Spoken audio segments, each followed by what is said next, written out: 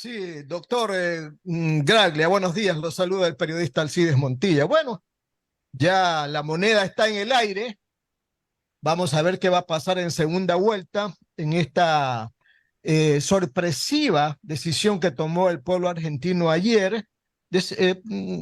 Podemos decir que es sorpresiva porque pensábamos que Milei pues iba a ganar en primera vuelta. No sucedió así. Las cifras son de 36 contra 30 y Bullrich que tiene 27. ¿Qué espera de la segunda vuelta, doctor? ¿Usted cree que Bullrich o el macrismo pueda entregarle los votos a Milei para que gane? ¿Qué va a pasar con Schiaretti con su 7%, etcétera, etcétera? ¿Y qué va a pasar con Massa, verdad? Su comentario, doctor.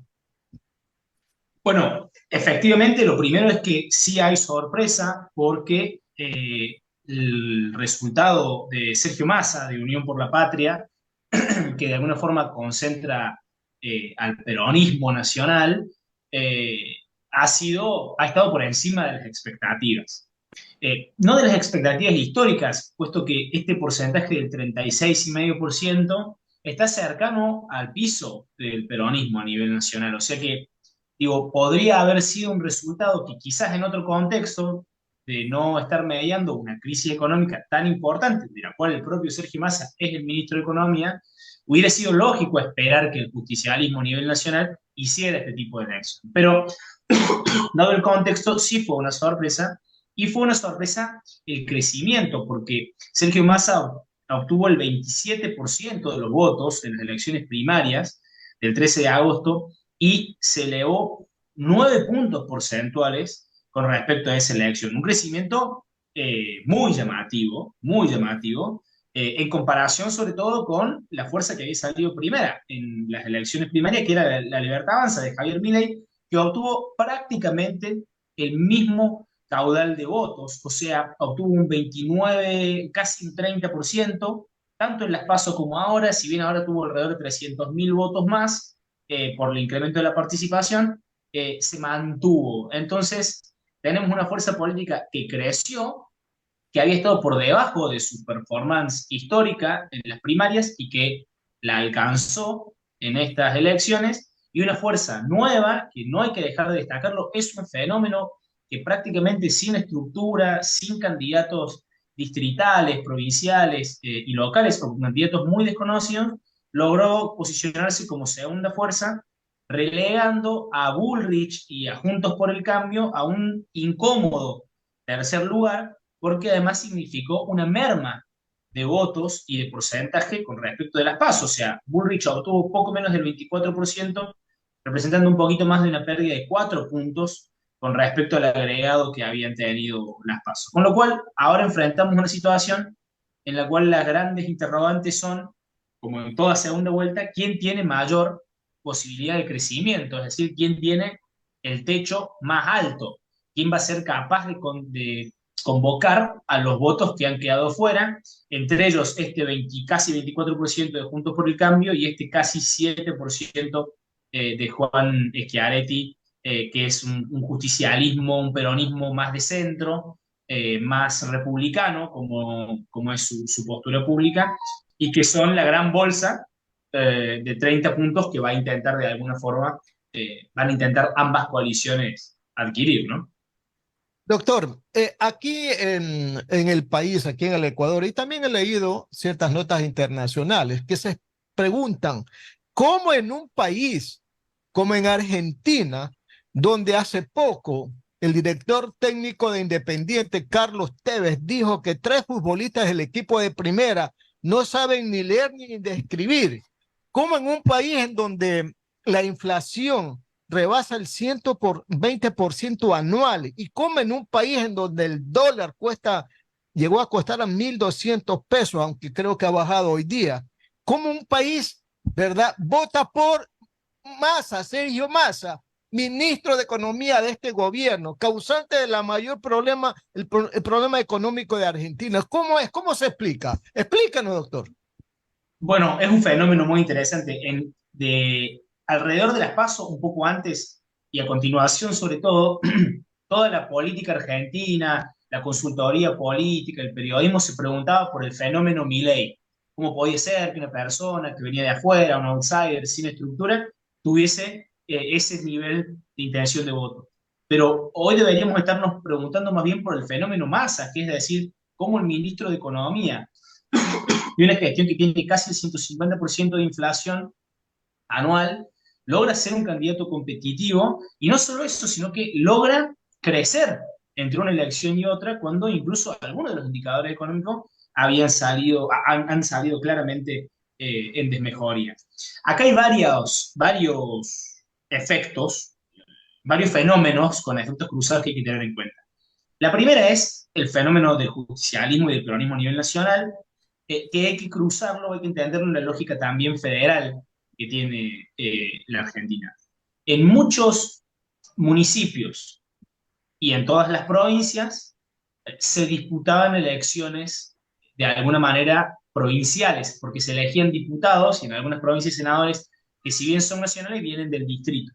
Entonces, las fuerzas políticas más bien locales tenían un interés en esta elección y Sergio Massa logró, entre las PASO y las generales, ajustar con el peronismo.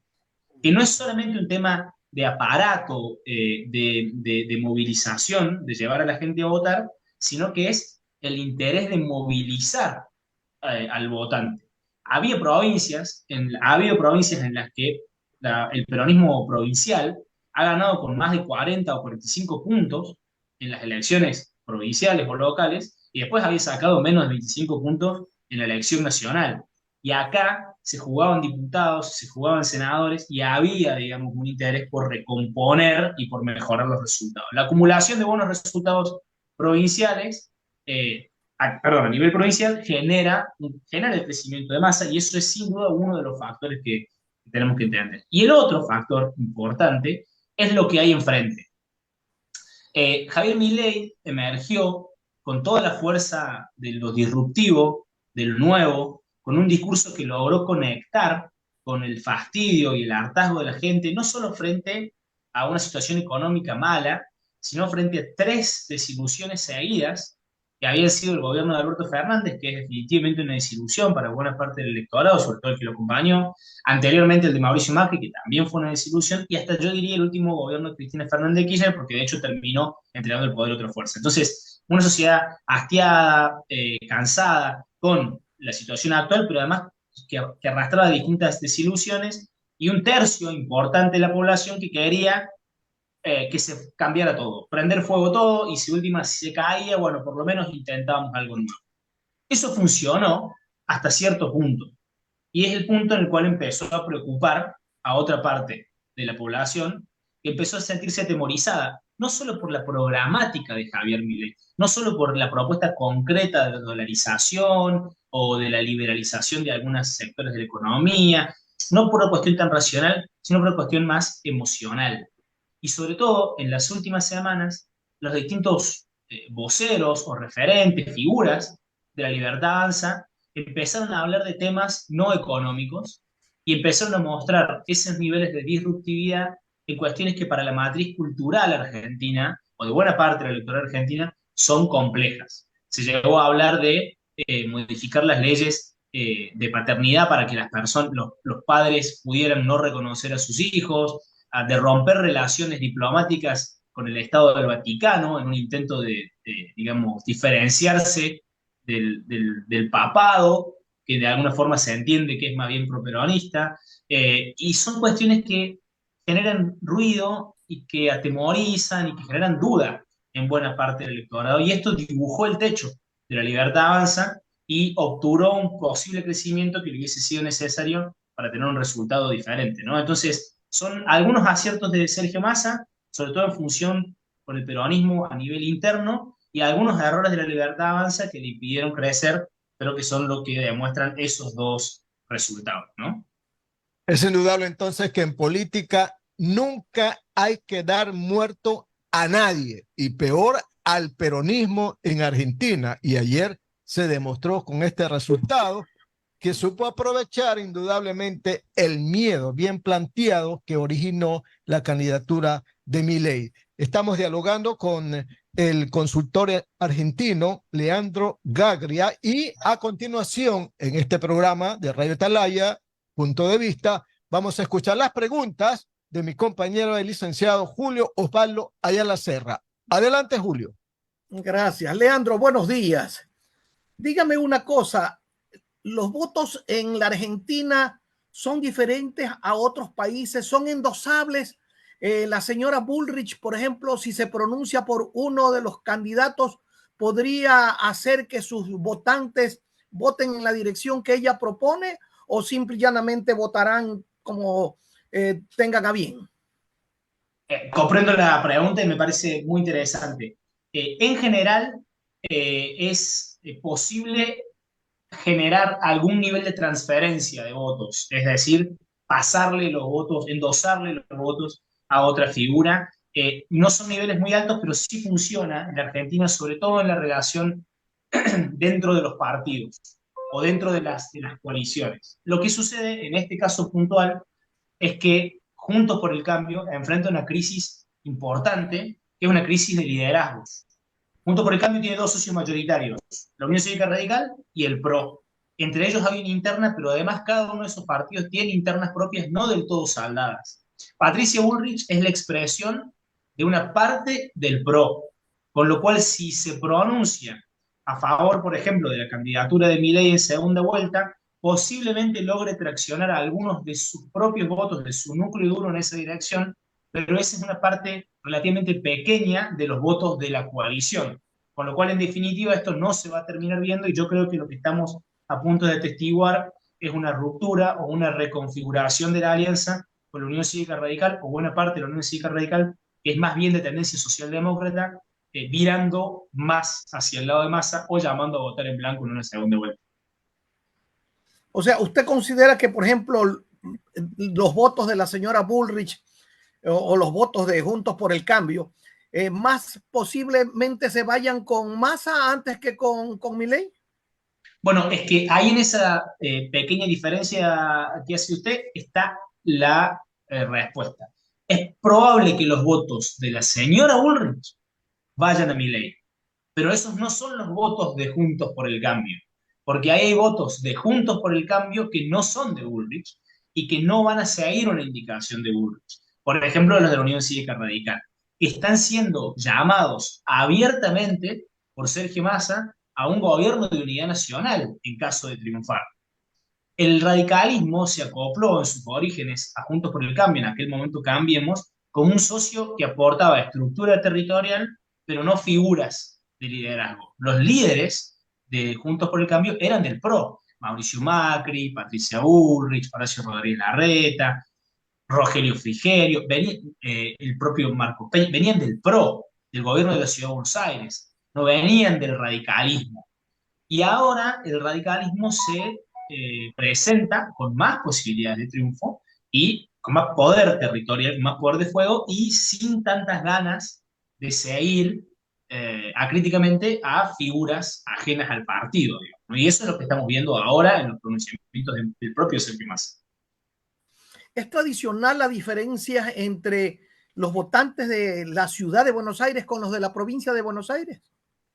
Sí, por lo general han votado diferente. La ciudad de Buenos Aires es un territorio que se ha inclinado más tradicionalmente hacia la Unión Cívica Radical y cuando después del 2001, de la crisis del gobierno radical de la Alianza, comenzó a inclinarse hacia Cambiemos, hacia el gobierno de Macri, que fue el que lo catapultó, digamos, a la presidencia eventualmente. Es diferente al de provincia de Buenos Aires, que ha sido más bien tradicionalmente justicialista, digamos, ¿no? O sea, la ciudad es más bien amarilla y la provincia es más bien azul. Esto es en términos de tradición, digamos, ¿no? Y eso fue bien aprovechado, digamos. De hecho, son dos distritos complicados y lo fueron en las PASO para el propio espacio de Javier Milei, que no lograba horadar en ninguno de las dos circunscripciones, ¿no? Una muy de Cambiemos y otra más bien justicialista.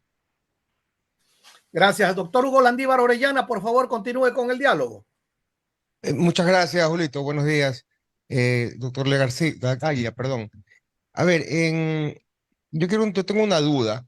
referente al kirchnerismo. ¿Cómo queda el kirchnerismo frente a todo esto, con la cantidad de procesos legales que algún día avanzaron, otro día pararon y así siguen, ¿no?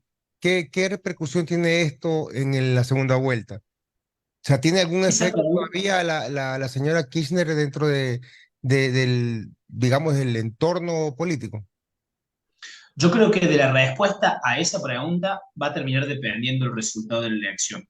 Porque el, la gran campaña de Juntos por el Cambio, Patricia Bullrich, fue elegir al kirchnerismo y a Cristina Fernández de Kirchner como adversario y construirse en contraposición a, a ese adversario.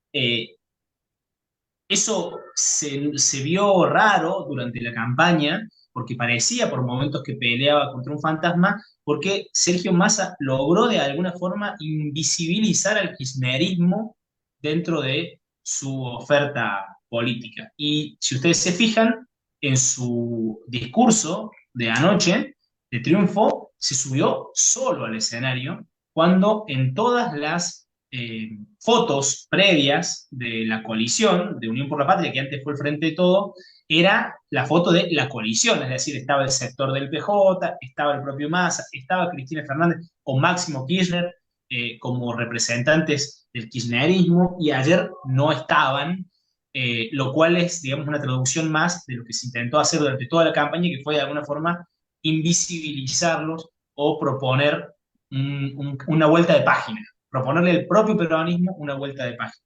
Algo muy difícil de hacer porque al mismo tiempo necesitaba retener el voto duro del kirchnerismo, que todavía existe y que está repartido, digamos, en distintos distritos. ¿Por qué digo que de esto va a depender el resultado de la elección? Acá hay dos clivajes posibles. Y Javier Milei, en su discurso de anoche, dijo por primera vez en mucho tiempo la palabra kirchnerismo. Ya no habló de casta, sino que llamó a terminar con el kirchnerismo. Es decir, tomó uno de los dos conceptos centrales de la campaña de Bullrich y llama al votante duro de Bullrich, que su principal preocupación es terminar con el kirchnerismo, a apoyarlo a él. O sea, Milei está pasando de transformar, empieza a pasar de transformar a su adversario de la casta en el kirchnerismo. O sea, de su estrategia, adoptar por parte la estrategia de la propia Patricia Bullrich. Mientras que Massa volvió a hacer un intento por, pasar la página del kirchnerismo y plantear la discusión en términos de, está el gobierno de los consensos que hemos llegado hasta aquí a la democracia, de la educación pública, de la salud pública, de las universidades, de cierto discurso de derechos también, y convoco a todos los que de alguna forma se sientan de esta manera, como los radicales o como los peronistas republicanos de Schiaretti. Del otro lado está algo completamente desconocido. Entonces, si Javier Milei, ahora vienen las campañas de cara a la segunda vuelta, y si Javier Milei logra instalar que esta discusión es kirchnerismo contra antikirchnerismo, el país es más bien antikirchnerista y esto nos va a llevar a un triunfo de Milei.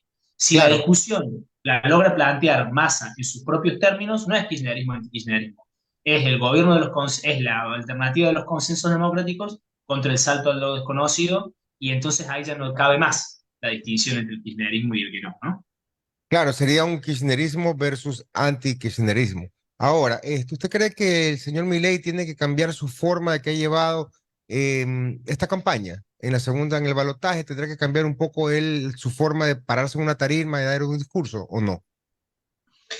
Milei ha obtenido un núcleo duro que prácticamente no se movió y que es impermeable a casi cualquier ataque que se le haga, tanto desde lo racional como desde lo emocional. Eso lo logra, entre otras cosas, gracias a su estilo. Entonces, correrse de eso tiene el riesgo de desdibujar un poco su núcleo duro, pero yo creo que ese es un riesgo menor. Y ahora, en segunda vuelta, el juego es diferente. Primero es un juego entre dos, y hasta ahora teníamos un juego entre tres, con lo cual lo que uno ganaba no necesariamente era porque lo perdía otro y viceversa. Ahora, lo que va por un lado, va para otro. Por más que no migre el voto directamente, una persona que no va a votar o va a votar en blanco, termina beneficiando al contrario, al igual que nos perjudica a nosotros. Entonces, para sostener su núcleo duro, habría que reforzar o sostener el estilo y la disruptividad que Milei plantea. Para tratar de ampliar su base electoral, a mí me da la sensación de que tendría que revisar algunos de sus conceptos, porque la forma en la que está planteada su estrategia, toda estrategia política de discurso político, pasa en establecer un nosotros y un ellos. Y esa es una propuesta de valores. Nosotros los que valoramos tal cosa y ellos los que valoran otra. Y llamar a todas las personas que tienen los mismos valores que nosotros a que nos acompañen. Si esa es la mayoría crítica o la minoría crítica social, pues entonces ganamos la elección. Muchas Esa gracias. propuesta de Milei ha sido, se ha preocupado por dejar del lado del ellos a buena parte del arco político que tiene ideas de valores con las que algunos sectores sociales concuerdan. Con lo cual, si quiere ampliar la base electoral, va a tener que ampliar la propuesta valorativa para que más gente se pueda sentir identificada y pueda obtener la mayoría social, digamos, ¿no? Las 8 de la mañana, 59 minutos. Ustedes siguen en sintonía de Radio Atalaya y de su programa de opinión política Punto de Vista. Estamos dialogando con el consultor argentino desde Buenos Aires, Leandro Graglia. Continúa la entrevista con las preguntas del ingeniero Andrés Mendoza Paladines. Ingeniero Mendoza. Leandro, una pregunta a propósito. Estamos desde Buenos Aires en contacto directo desde temprano aquí en Punto de Vista. Las 9 de la mañana ya con 3 minutos, 9 con 3 minutos. Y quisiera que nos puedas aclarar 2 puntos, sobre todo para nuestra enorme audiencia y los que nos siguen también a través de las redes sociales en vivo, del Facebook, Radio Atalaya C80M y del YouTube. ¿Qué es Jorge Macri para Mauricio Macri? Lo que veo son primos, pero quisiera que nos aclares la relación porque es el mismo partido. Jorge es el que casi logra directamente la elección para intendente o como decir, la autoridad mayor del Distrito Federal en Buenos Aires. Y en la otra, el caso Insaurralde, que tanto se habla del caso Insaurralde, del yate en Marbella, que nos cuentes un poco para que la gente acá en Ecuador sepa de ese escándalo, porque si no, se queda solo como caso Insaurralde y no lo tenemos claro.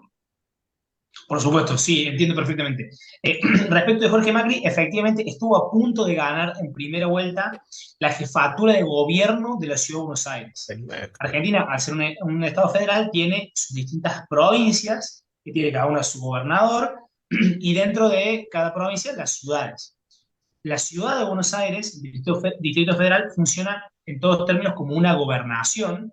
De hecho, ese es el rango de su jefe de gobierno, es como un gobernador, pero es una ciudad, su territorio es el de la ciudad. Esto es lo que ganó Jorge, lo que salió primero ayer Jorge Macri, que es primo de Mauricio, del expresidente, pero además es en cierta forma su sucesor político. El PRO y arriba del PRO, Juntos por el Cambio, está construido básicamente sobre el gobierno exitoso, digamos, sobre el modelo de la Ciudad Autónoma de Buenos Aires, que es el gobierno de Mauricio Macri en su momento. Ahora Jorge Macri es su sucesor, y esto no solo por el apellido, sino porque además hubo una disputa, incluso dentro del propio PRO, con el actual jefe de gobierno de la Ciudad de Buenos Aires, que es Horacio Rodríguez Larreta, que fue el perdedor de la interna nacional, en el cual Rodríguez Larreta impulsaba a otra línea de Juntos por el Cambio, precisamente una línea del radicalismo para hacerse cargo de la ciudad. Rodríguez Larreta no apoyaba a Jorge Macri, apoyaba a su competidor en la interna. Y entonces Rodríguez Larreta apoyaba a un candidato de la interna y Mauricio Macri apoyaba a otro, que era casualmente su primo. Por eso, al triunfar, se transforma y se consolida como su sucesor en lo político, su heredero en lo político, y además en la gestión. De hecho, este es el único distrito que le queda a Juntos por el Cambio, al PRO, no Juntos por el Cambio, al PRO, para gobernar, digamos, ¿no? Entonces, va a ser punta de lanza para lo que, y piedra de base, sobre todo, para la construcción que haga el PRO en el futuro. Entonces, es su sucesor, va a ser su vocero, en gran parte, entiendo yo. Juntos por el Cambio, la línea Macri, salvo el propio Mauricio, va a quedar sin vocero porque lo de Patricia Bullrich la ha desdibujado. Su campaña y su elección la ha desdibujado. Yo creo que es el ocaso de su carrera política, y esto significa que la figura para este espacio va a terminar siendo Jorge Macri, ¿no? Eso como por un lado. Por otro lado, el caso Insaurralde tomó mucha repercusión por los ribetes dantescos que tomó por momentos, y que de alguna manera impulsaron el impacto hasta internacional del caso, ¿no? Martín Insaurralde es intendente de la ciudad de Lomas de Zamora, que es una ciudad del conurbano bonaerense, es decir, de la provincia de Buenos Aires. Un lugar con algunos problemas estructurales, con buena parte de nuestras ciudades latinoamericanas, en donde hay problemas sin resolver y problemas graves sin resolver.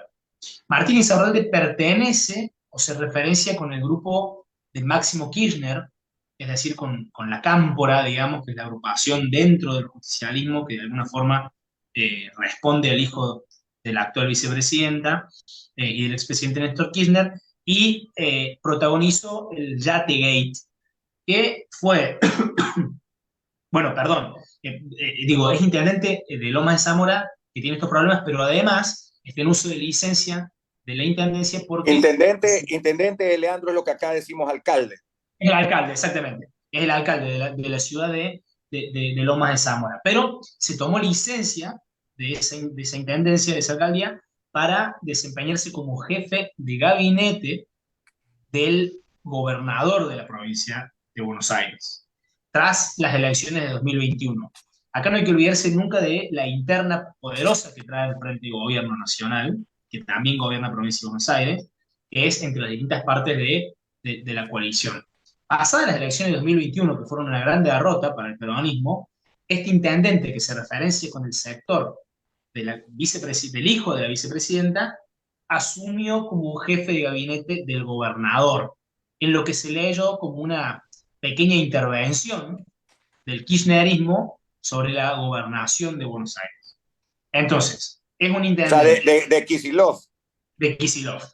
Entonces, vos empecemos a unir los puntos. Es un intendente de una ciudad con ciertas dificultades. Se presenta como propio de Máximo Kirchner y por propiedad transitiva de Cristina Fernández. Fue parte de la avanzada de este sector sobre la gobernación de Kicillof cuando lo nombraron jefe de gabinete. Y con todo ese contexto, en medio de esta campaña, trascendió y se filtraron una serie de fotos y videos que lo ubicaban en un yate en Marbella, junto a una modelo e influencer, una empresaria de ropa interior, argentina muy conocida por sus redes sociales, en donde sube contenido, digamos, de distinto tipo, festejando, tomando champán, viajando por el mar, digamos, de vacaciones, de unas caras vacaciones, en un derroche de lujo y de, digamos, una cuestión así bastante decadente, la verdad, que generó muchísimo malestar a muy poco de las PASO. Entonces, a muy poco del debate. Con esto se especulaba que iba a tener un impacto, digamos, sobre las elecciones. De cualquier forma, déjame decirte que el candidato de Insaurralde, del Delfín, de Insaurralde en la ciudad, obtuvo el 51% de los votos, ampliando su caudal respecto de las PASO y sacándole casi 30 puntos al segundo candidato. Con lo cual, es una cuestión absolutamente decadente, una cuestión moralmente reprochable, y le significó el ocaso de su carrera política porque le pidieron que renunciase a su candidatura, le pidieron que renunciase a su cargo como jefe de gabinete, lo hizo el propio Sergio Massa, y está apartado de alguna manera del poder, digamos, ¿no? Pero Esto no impidió o no significó que su delfín, su espacio, sostuviese la ciudad y hasta ampliara su performance electoral. Digamos. No hay algo para analizar en cómo funciona la cabeza del electorado en relación Ya, a este escándalo también. clarísimo. Vamos a ir con las preguntas de Alcides Montilla, 9:12, 9:12. A propósito, Alcidito, usted que sigue con mucha cercanía lo que ocurre en Argentina, en la provincia de Buenos Aires también Kicillof ganó sin mayor problema, ¿no? Oiga, y gana con un discurso muy pobre, Kicillof. Usted lo escuchara, Kicillof realmente, por Dios, y si no que lo diga el doctor Gagre, que lo estamos entrevistando, Kicillof tiene un discurso muy elemental para ser funcionario de tan alto cargo, ¿verdad? Pero bueno, mire, doctor, la clave de la final está en los votos de Bullrich, 24%. Hay un buen diálogo de Milei con Macri, y ya la candidata Bullrich ha dicho que no van a votar por los populistas, o sea, en otras palabras, no van a votar por Massa. Entonces, si Milei tiene 30%, recibiría los 24% de Bullrich, ganaría las elecciones. Pero si no, hay la otra probabilidad, que ese 24% se divida, ¿no? Un 2/3 para Milei, que tendría 16 más los 30 que tiene, harían 46, y en cambio recibiría ese porcentaje que le falta Massa, que tendría los 36 actualmente, los 7 de Schiaretti, los 2 de Bergman, más los 8 de Bullrich, y haría 53 y ganaría las elecciones. Por eso digo, la clave de la segunda vuelta es, sin duda alguna, la votación de Bullrich. ¿Qué le parece? Concuerdo plenamente con el análisis, incluso esta división en 3/3 que propone del voto teórica, digamos, ¿no? Pero del voto de Bullrich, 2 para Milei y 1 para Massa, no está tan alejada de la realidad, porque, insisto, Mauricio Macri siempre fue de la idea de Milei. Milei expresa de forma bastante acabada lo que Macri piensa de la economía y de la política argentina. Y Bullrich es línea Macri.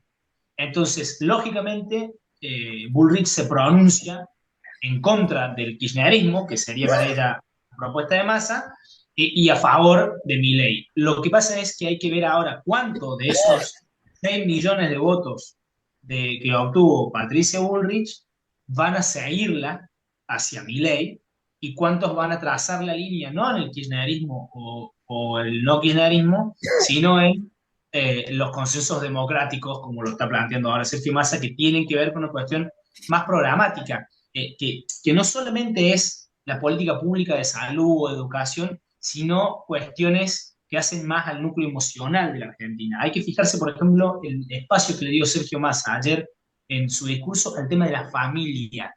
Eso es algo que está totalmente estudiado, digamos, a la cuestión de la normalidad, de alguna forma, de la tradicionalidad. La disruptividad de Milei no es solamente en términos económicos y sobre todo si no organiza su sistema de vocerías y sigue ocurriendo que los distintos referentes hablan de temas no económicos que después el propio Milei tiene que salir a desmentir para frenar, digamos, el techo que se le dibuja, va a ser más complejo. Por eso yo creo que va a ser una batalla de encuadres y esos votos de Bullrich van a migrar dependiendo de cuál sea el encuadre que se le logre dar a la elección. 9 de la mañana, 17 minutos. Continúa la entrevista con Julio Ayala. Adelante, Julio. Gracias. Leandro, dígame una cosa. ¿A qué se debe el rol secundario, totalmente secundario, que ha ejercido en estas elecciones el presidente Fernández? ¿A qué se debe? Está tan deteriorada su imagen que nadie lo nombra, nadie sale en contra de él, porque veo que yo, por ejemplo, que la campaña de la Bullrich ha sido en contra del kirchnerismo, pero no hablan casi de Fernández. ¿Por qué razón? Mire, lo más acertado para definir la posición de Alberto Fernández, del presidente de la Nación, a esta altura, por paradójico que suene, es la intrascendencia política. No sirve como contrincante, al igual que no sirve como partidario. No mueve la aguja, tiene niveles de desaprobación como los que tuvo en su momento el presidente Lenín Moreno, o sea, niveles de desaprobación altísimos, y ha pasado, digamos, sin pena ni gloria en muchos sentidos. Es decir, no solo tiene niveles de desaprobación muy altos, pero también los tiene, por ejemplo, Mauricio Macri o Cristina Fernández de Kirchner, pero Mauricio Macri y Cristina Fernández despiertan pasiones, así sean en contra, movilizan, generan amor, generan odio. Alberto Fernández no genera absolutamente nada a esta altura en una enorme porción del electorado.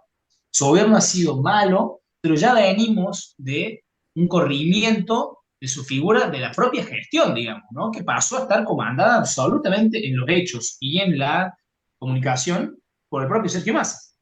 Entonces, es intrascendente como adversario, no sirve pegarle, es intrascendente como partidario, no sirve tampoco su apoyo, viene de ser relativamente intrascendente en la gestión y ahora es intrascendente en la campaña, y eso explica un poco por qué nadie lo busca, digamos.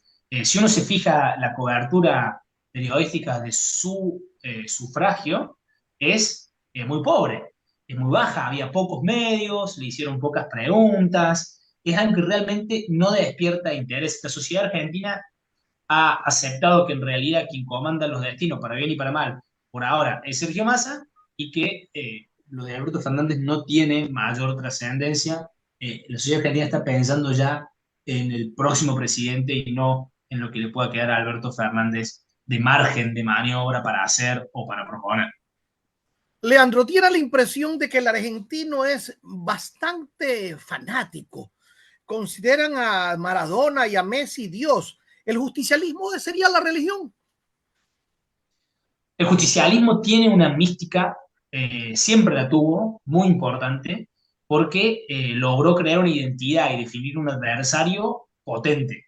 Y se ven las piezas, no las propias de Massa, de los spots oficiales, porque esos están muy cuidados, digamos, y busca un votante que exceda al peronismo, sino las piezas hechas más por los propios partidarios, los jingles de campaña que se viralizaron por redes sociales, las piezas, digamos, los reels y los TikTok que se fueron generando, son de mística. Recuperan discursos de Juan Domingo Perón de 1945 con imágenes de realizaciones del gobierno de Cristina Fernández o de disputas discursivas actuales, y eso genera una mística que genera la posibilidad de cierto fanatismo. Javier Milei también lo logró. También logró el mismo esquema con otro sector de la sociedad, ¿no? Y eso le faltó a Bullrich, que no pudo entusiasmar a nadie en esta última campaña. Gracias. Huguito Landívar Orellana, por favor, adelante. Muchas gracias, Julito. A ver, doctor Gay, yo tengo una última consulta. Si bien es cierto que los votos no se endosan, pero yo quiero tener una pregunta importante en cuanto al dolarizar. ¿Usted cree que el discurso del señor Milei de dolarizar la Argentina no llegó donde debería llegar, o es que están muy a gusto con la economía que tienen, que aparentemente está en una inflación terrible, para que haya ganado el señor Massa? La propuesta concreta de dolarización de Milei es realmente técnicamente es realmente comprendida por una porción muy baja del electorado, incluyendo a su propio electorado. Lo que tiene de peso y de potente es la promesa implícita, o más o menos explícita, de terminar con la inflación. El electorado tiene un problema con la inflación. La Argentina siempre convive con la inflación. Siempre se sabe que los precios son por ahora, se sabe que en algún momento las cosas van a subir, se sabe que va a haber protesta sindical y los salarios en blanco van a subir. Eso, el argentino está un poco más acostumbrado a vivir con algunos niveles de inflación. El tema es que no con estos, porque generan un nivel de incertidumbre, de zozobra y de angustia que, sumado a lo que ya venimos transitando desde la pandemia, hace la situación bastante insostenible. Entonces, al margen de la propuesta técnica de dolarización, Milei logró una propuesta emocional de terminar con la incertidumbre, de ponerle un alto a el no saber cuánto van a valer las cosas y sobre todo si me va a alcanzar a mí mi salario para llegar a fin de mes y hacer las compras de víveres que necesita mi familia. Ese mensaje tiene mucho potencial. Yo creo que es de lo que más potencia tiene del discurso de Milei, porque además Sergio Massa es el ministro de Economía de esta economía. Entonces, ahí está una beta por la cual se creció. Por eso, en la medida en la que Milei se aleja de esto y se mete en las relaciones con el Vaticano, o si los hombres deberían reconocer a sus hijos o no, se aparta de lo que más potencia tiene. Se aparta de lo que más potencia tiene, y eso atemoriza a veces más que una inflación, como te digo, a la que alguna parte de la población empieza de alguna manera a estar acostumbrada. Listo, gracias, doctor. Ingeniero Mendoza, usted tiene la palabra. Para agradecerle a nuestro invitado, muchísimas gracias. Lo vamos a volver a molestar, Leandro, en esta segunda vuelta electoral. Por favor, Andrés, para mí ha sido un gusto y saben que cuentan conmigo para conversar de estos temas en el momento en que ustedes lo dispongan. Perfecto. Y un gran saludo, un abrazo a la distancia. Nosotros nos vamos a ir a la pausa. No se olvide, desde Buenos Aires estábamos con el doctor Leandro Griglio hablando sobre estos resultados de la primera vuelta en las elecciones de Argentina.